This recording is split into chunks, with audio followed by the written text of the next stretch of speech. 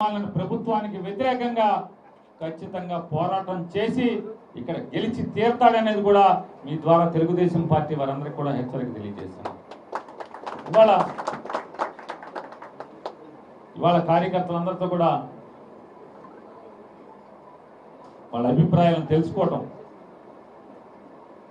వారితో సంప్రదింపులు జరగటం, మేమందరం ఇక్కడికి వచ్చింది గన్నవరంలో ఉన్నటువంటి వైఎస్ఆర్ కాంగ్రెస్ పార్టీ కార్యకర్తలందరికీ ధైర్యం చెప్తాకు వస్తే ఇక్కడికి వచ్చిన పరిస్థితులు చూస్తే, కార్యకర్తలు మాట్లాడే మాటలు చూస్తుంటే ఇలా మేము ఆశ్చర్యపోయే రీతిలో అద్భుతమైనటువంటి ఆత్మవిశ్వాసంతో వీళ్ళందరూ కూడా ఇక్కడ ఉన్నారు. ఖచ్చితంగా జెండా వదలం, వంశీ నదలం, జగన్ నదలం.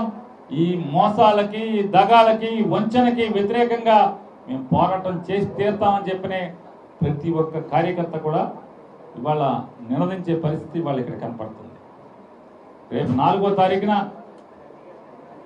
ఆంధ్ర రాష్ట్ర ప్రజలందరితో పాటుగా ఈ గన్నవరం నియోజకవర్గంలో ఉన్నటువంటి ప్రజలను కూడా అయి చేస్తాం, ఈ చేస్తాం, మిమ్మల్ని ఉద్ధరిస్తామని చెప్పిన అరచేతిలో వైకుంఠం చూపించి ఓట్లు వేయించుకున్నటువంటి నారా చంద్రబాబు నాయుడు కానీ ఆ కూటమి కానీ ఇవాళ ఎంత దగా చేసినాయి.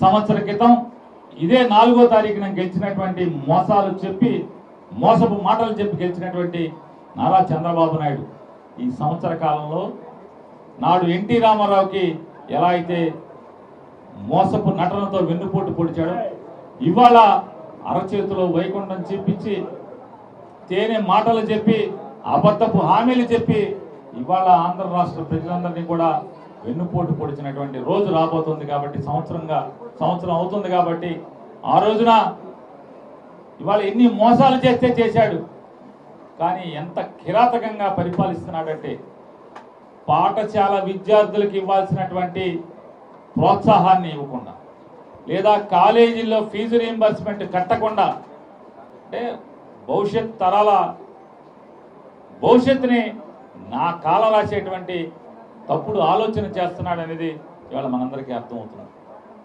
ఇవాళ ఇంకా రోడ్లు వేసావా, రోడ్లు వేయలేదా, ఈ మోసం చేసావా, ఉపాధి హామీ కూలీలకి డబ్బులు పడుతున్నాయా, పట్టలేదా, ఇలాంటివన్నీ